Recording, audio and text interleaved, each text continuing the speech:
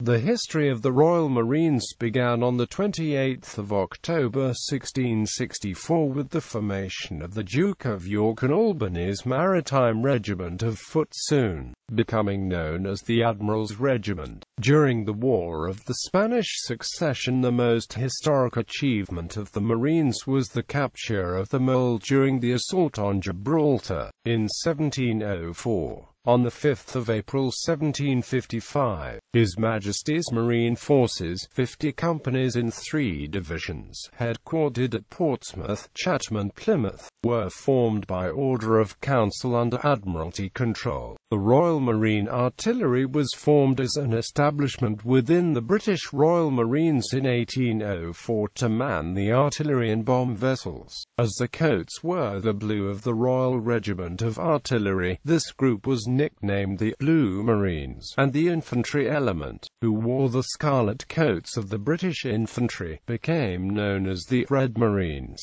During the Napoleonic Wars, the Royal Marines participated in every notable naval battle on board the Royal Navy's ships and also took part in multiple amphibious actions. Marines had a dual function aboard ships of the Royal Navy. Routinely, they ensured the security of the ship's officers and supported the maintenance of discipline in the ship's crew, and in battle, they engaged the enemy's crews, whether firing from positions on their own ship, or fighting in boarding actions. During the First World War, in addition to the usual stations aboard ship, Royal Marines were part of the Royal Naval Division which landed in Belgium in 1914 to help defend Antwerp and later took part in the amphibious landing at Gallipoli in 1915. The Royal Marines also took part in the Zeebrugge raid in 1918.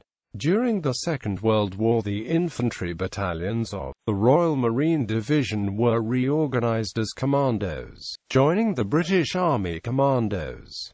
The division command structure became a Special Service Brigade Command. The support troops became landing craft crew and saw extensive action on D-Day in June 1944. The Falklands War provided the backdrop to the next action of the Royal Marines. Argentina invaded the islands in April 1982.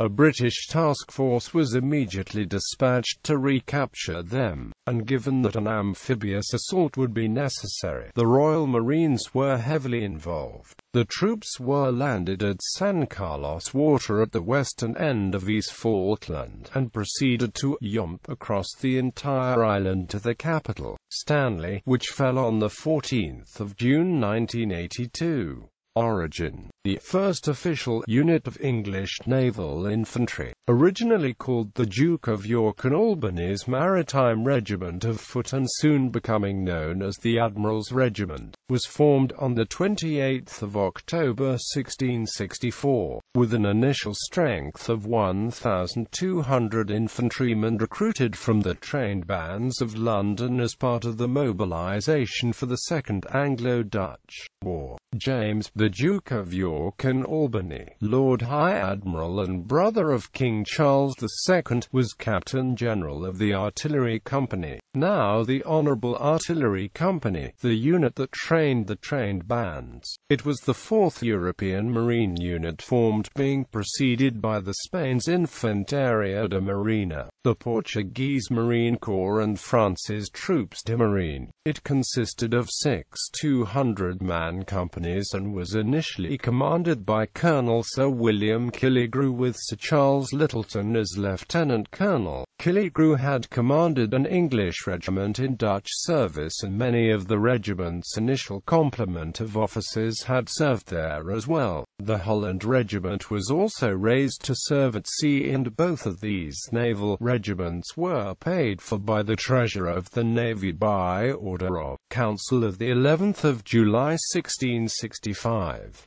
John Churchill, later the 1st Duke of Marlborough, was a famous member of this regiment. Her company of foot guards served as Marines to augment the Marines of the Admiral's regiment during the key sea battle, the Battle of Solebay, in 1672. The regiment was disbanded in 1689, shortly after James II was deposed in the Glorious Revolution. Two Marine regiments of the Army were raised in 1690.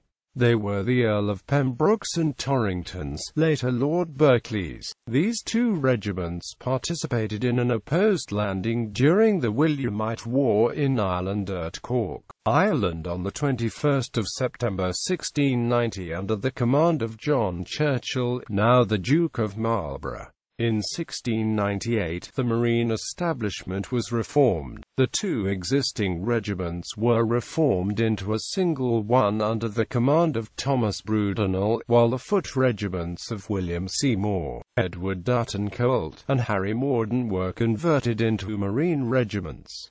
These regiments were disbanded in 1699. In 1702, 6 regiments of Marines and 6 sea service regiments of foot were formed for the War of the Spanish Succession. When on land, the Marines were commanded by Brigadier General William Seymour, formerly of the 4th Foot. The most historic achievement of these Marines was the capture of the mole during the assault on Gibraltar and the subsequent defense of the fortress alongside the Dutch Marines in 1704.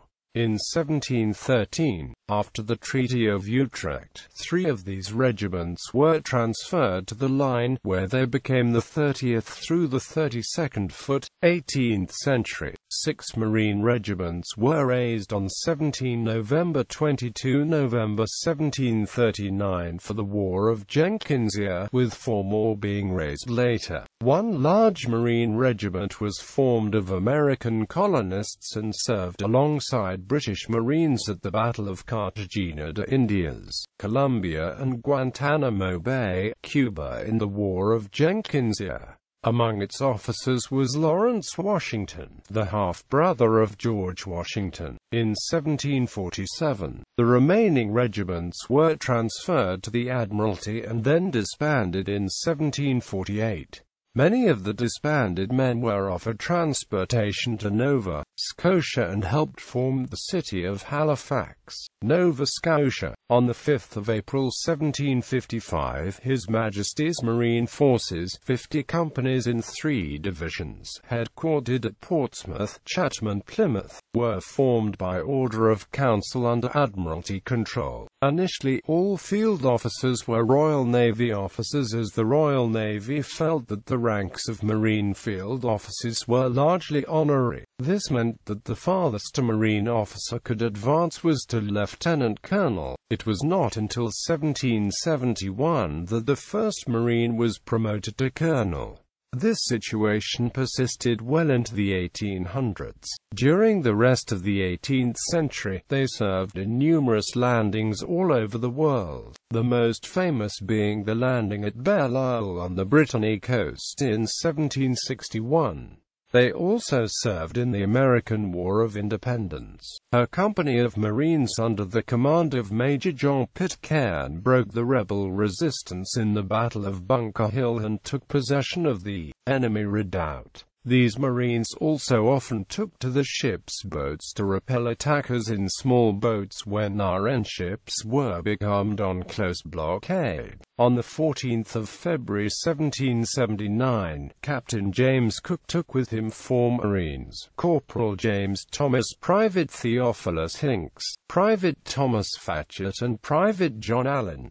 New South Wales. From May 1787, a detachment of 4 companies of Marines, under Major Robert Ross, accompanied the 1st Fleet to protect a new colony at Botany Bay. Due to an unknown error, the fleet left Portsmouth without its main supply of ammunition, cartridge paper and tools to repair the flintlocks. The omission was noted early during the voyage and, in July 1787, A request was sent back to the British Home Office from Santa Cruz that the missing supplies be sent out in William Bligh's ship HMS Bounty. As Christopher Warren noted, this expected resupply meant that the voyage could still continue to its final destination, Botany Bay in New South Wales. However, despite the Home Office receiving the request, the resupply was never sent, and consequently, after 12 months, the Marines ended up in dire circumstances. 10,000 moose cables were obtained when the fleet called into Rio de Janeiro. The 1st Fleet Detachment had a strength of 212, including 160 privates. This relatively small force was arranged on the advice of Joseph Banks, who advised the British government that local Aborigines were few and retiring. On arrival in New South Wales in January 1788, the governor of the new colony, Naval Captain Arthur Phillip, found that the natives were vastly more numerous than expected, and also that they soon started resisting the settlers. Within 12 months, natives killed 5 or 6 First Fleeters and wounded others. Finally, in October 1788, the Marines were tasked to expand the initial settlement at Sydney Cove to commence farming more fertile land at Parramatta. One author has claimed that the Marines deliberately spread smallpox among Australia's indigenous population in order to reduce its military effectiveness, but this is not corroborated by contemporaneous records of the settlement, and most researchers attribute the indigenous smallpox outbreak to other causes. 19th century. In 1802, largely at the instigation of Admiral John Jervis, 1st Earl of St. Vincent, they were titled the Royal Marines by King George III. The Royal Marine Artillery was formed as an establishment within the British Royal Marines in 1804 to man the artillery and bomb vessels. This had been done by the Royal Regiment of Artillery, but a lawsuit by a Royal Artillery officer resulted in a court decision that army officers were not subject to naval orders. As the coats were the blue of the Royal Regiment of Artillery, this group was nicknamed the Blue Marines, and the infantry element, who wore the scarlet coats of the British infantry, became known as the Red Marines, often given the derogatory nickname lobsters by sailors. French Revolutionary and Napoleonic Wars. During the Napoleonic Wars, the Royal Marines participated in every notable naval battle on board the Royal Navy's ships, and also took part in multiple amphibious actions. Marines had a dual function aboard ships of the Royal Navy in this period. Routinely, they ensured the security of the ship's officers and supported the maintenance of discipline in the ship's crew, and in battle, they engaged the enemy's crews, whether firing from positions on their own ship, or fighting in boarding actions. The number of Marines on board Royal Naval ships depended on the size of the ship and was generally kept at a ratio of 1 Marine per ship gun, plus officers. For example, a first-rate ship of the line contained 104 Marines, while a 28-gun frigate had 29.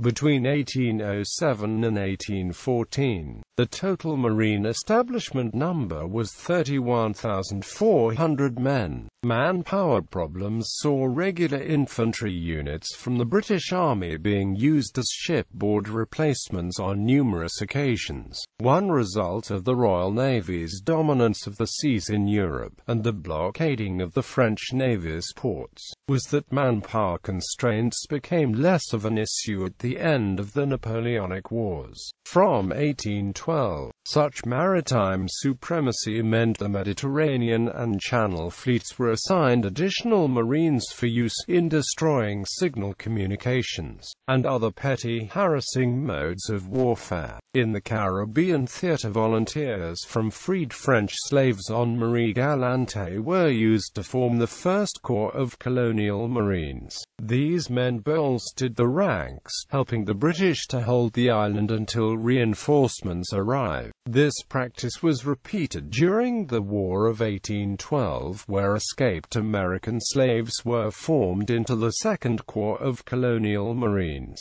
These men were commanded by Royal Marines officers and fought alongside the regular Royal Marines counterparts at the Battle of Bladensburg in August 1814. During the battle, a detachment of Royal Marine Artillery commanded by Lieutenant John Lawrence deployed Congreve rockets, resulting in the rout of the U.S. militiamen.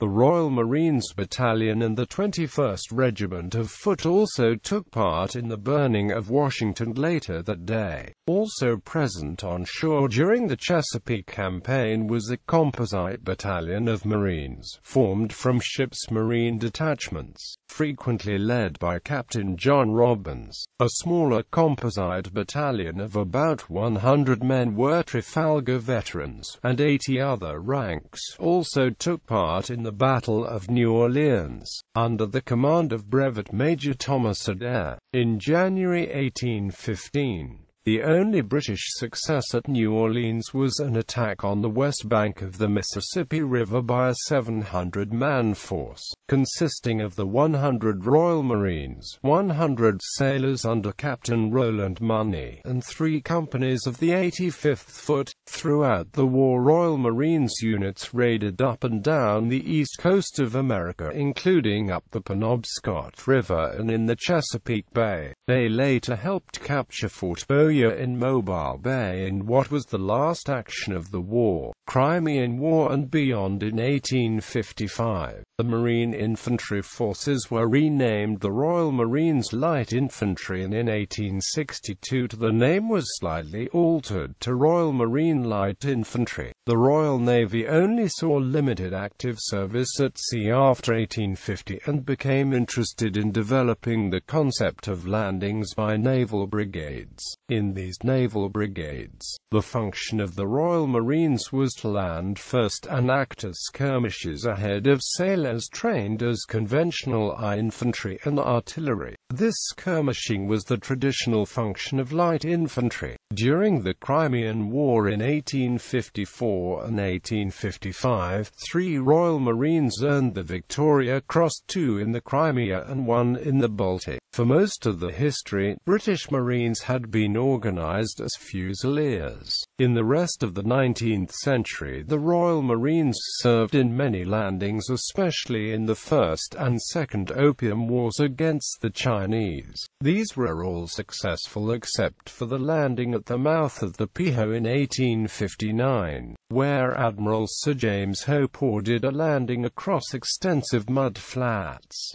Early 20th century, the Royal Marines also played a prominent role in the Boxer Rebellion in China, where a Royal Marine earned a further Corps Victoria Cross. Pursuing a career in the Marines had been considered social suicide through much of the 18th and 19th centuries, since Marine officers had a lower standing than their counterparts in the Royal Navy. An effort was made in 1907 through the Common Entry or Selborne scheme to reduce the professional differences between RN and room officers through a system of common entry that provided for an initial period of service where both groups performed the same roles and underwent the same training. For the first part of the 20th century, the Royal Marines' role was the traditional one of providing shipboard infantry for security, boarding parties and small-scale landings. The Marines' other traditional position on a Royal Navy ship was manning X and Y gun turrets on a battleship across a First World War. During the First World War, in addition to the usual stations aboard ship, Royal Marines were part of the Royal Naval Division, which landed in Belgium in 1914 to help defend Antwerp, and later took part in the amphibious landing at Gallipoli in 1915. It also served on the Western Front. The division's first two commanders were Royal Marine Artillery generals. Other Royal Marines acted as landing parties in the naval campaign against the Turkish fortifications in the Dardanelles before the Gallipoli landing. They were sent ashore to assess damage to Turkish fortifications after bombardment by British and French ships and, if necessary, to complete their destruction. The Royal Marines were the last to leave Gallipoli, replacing both British and French troops in a neatly planned and executed withdrawal from the beaches. The Royal Marines also took part in the Zeebrugge raid in 1918. 5 Royal Marines earned the Victoria Cross in the First World War, 2 at Zeebrugge, 1 at Gallipoli, 1 at Jutland and 1 on the Western Front. Between the World Wars. After the war, Royal Marines took part in the Allied intervention in Russia. In 1919, the 6th Battalion RMLI mutinied and was disbanded at Murmansk. The Royal Marine Artillery and Royal Marine Light Infantry were amalgamated on the 22nd of June 1923. Post-war demobilization had seen the Royal Marines reduced from 55,000 to 15,000 in 1922, and there was Treasury pressure for a further reduction to 6,000 or even the entire disbandment of the Corps. As a compromise, an establishment of 9,500 was settled upon, but this meant that 2 separate branches could no longer be maintained. The abandonment of the Marines' artillery role meant that the Corps would subsequently have to rely on Royal Artillery support when ashore, that the title of Royal Marines would apply to the entire Corps, and that only a few specialists would now receive gunnery training. As a form of consolation, the dark blue and red uniform of the Royal Marine Artillery now became the full dress of the entire Corps. Royal Marine officers and SNCOs, however, continue to wear the historic scarlet in mess dress to the present day. The ranks of private, used by the RMLI, and gunner, used by the RMA, were abolished and replaced by the rank of Marine.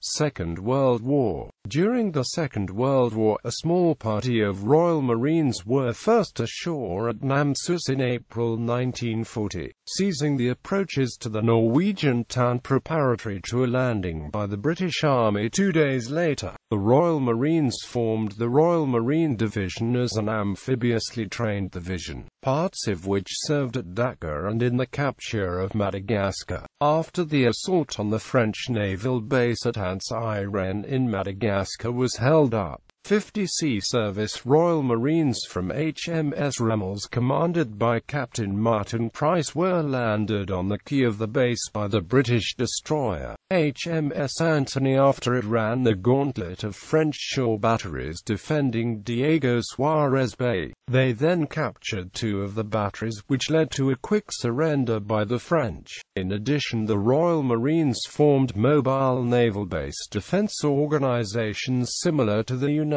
States Marine Corps defense battalions. One of these took part in the defense of Crete. Royal Marines also served in Malaya and in Singapore, where due to losses they were joined with remnants of the 2nd Battalion, Argyll and Sutherland Highlanders to form the Plymouth Argylls. The Royal Marines formed one commando which served at Jep. 1 month after Jep, most of the 11th Royal Marine Battalion was killed or captured in an ill-staged amphibious landing at Tobruk in Operation Agreement. Again, the Marines were involved with the Argyll and Sutherland Highlanders, this time the 1st Battalion. In 1942, the infantry battalions of the Royal Marine Division were reorganized as commandos, joining the British Army Commandos. The division command structure became a Special Service Brigade Command. The support troops became landing craft crew and saw extensive action on D-Day in June 1944. A total of 4 Special Service Brigades were raised during the war, and Royal Marines were represented in all of them. A total of 9 Room Commandos were raised during the war, numbered from 40 to 48. 1 Commando Brigade had just one room battalion, number 45 Commando. 2 Commando Brigade had 2 room battalions, nos 40 and 43 commandos. 3 Commando Brigade also had 2, nos 42 and 44 commandos. 4 Commando Brigade was entirely Royal Marine after March 1944, comprising nos 41, 46, 47 and 48 commandos. 1 Commando Brigade took part first in the Tunisia campaign and then assaults on Sicily and Normandy, campaigns in the Rhineland and crossing the Rhine. 2 Commando Brigade was involved in the Salerno landings, Anzio, Comacchio, and operations in the Arganda Gap. 3 Commando Brigade served in Sicily and Burma. 4 Commando Brigade served in the Battle of Normandy and in the Battle of the Scheldt on the island of Walcheren during the clearing of Antwerp. In January 1945, 2 further room brigades were formed, 116th Brigade and 117th Brigade. Both were conventional infantry, rather than in the commando role. 116th Brigade saw some action in the Netherlands, but 117th Brigade was hardly used operationally. A number of Royal Marines served as pilots during the Second World War. It was a Royal Marines officer who led the attack by a formation of Blackburn skuas that sank the Königsberg. 18 Royal Marines commanded Fleet Air Arm squadrons during the course of the war, and with the formation of the British Pacific Fleet were well represented in the final drive on Japan. Captains and majors generally commanded squadrons, whilst in one case LT, Colonel R.C. Hay on HMS Indefatigable was Air Group Coordinator from HMS Victorious of the entire British Pacific Fleet. Throughout the war, Royal Marines continued in the traditional roles of providing ships detachments and manning a proportion of the guns on cruisers and capital ships. They also provided the crews for the UK's minor landing craft and the Royal Marines Armoured Support Group manned Centaur YV tanks on D-Day. One of these is still on display at Pegasus Bridge. Only one Marine was awarded the Victoria Cross in the Second World War for action at Lake Comacchio in Italy. Hunter was the most recent Room Commando to be awarded the medal. The Royal Marines Boom Patrol Detachment under Blondie Haslow carried out Operation Frankton and provided the basis for the post-war continuation of the SBS.